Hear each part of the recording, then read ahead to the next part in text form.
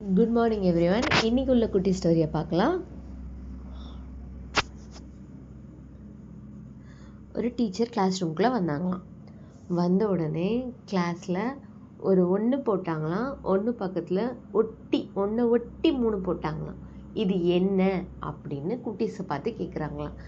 குட்டீஸ் உத்து உத்து பார்க்குதுங்களாம். உத்து பார்த்துட்டு என்ன சொல்லுதுங்களாம், இது பி அப்படின்னு சொல்லுதுங்களாம். இன்னொரு பாப்பா என்ன சொல்லுதான், இல்லை சார் இது 13 நம்பர் 13 அப்படின்னு சொல்லுதான்.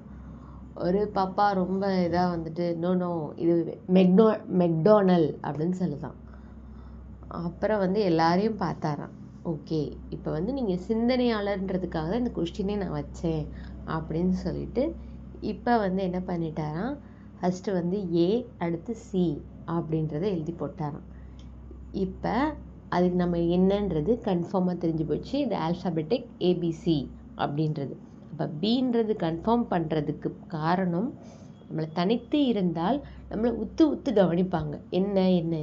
அப்போ நம்ம யாரோட இருக்கோம், நம்ம யாரோட சேர்ந்து இருக்கோன்றது தான் நம்மளுடைய சிந்தனையும் நம்மளுடைய கவனமும் அவங்களுக்கு ஈர்க்கப்படும். தனியாக இருக்கிறதுல கிடையவே கிடையாது.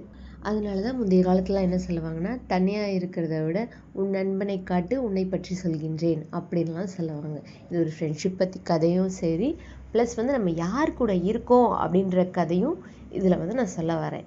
நம்ம தனியாக இருக்கிறத விட நம்ம யார் கூட இருக்கோன்றது தான் நம்மளோட அடையாளமாக, நம்ம ஐடென்டிட்டியாக இருக்கும். ஸோ நீங்கள் ஒரு கல்லாக இருக்கீங்க அப்படின்னா அது சேரில் விழுகிறதும் ஒன்று தான், அது சேத்துல உள்ள கல் அப்படின்னு சொல்லுவாங்க. அதே தங்க நகைக்கடையில் இருந்தால் அது வைரக்கல்லுன்னு சொல்லுவாங்க.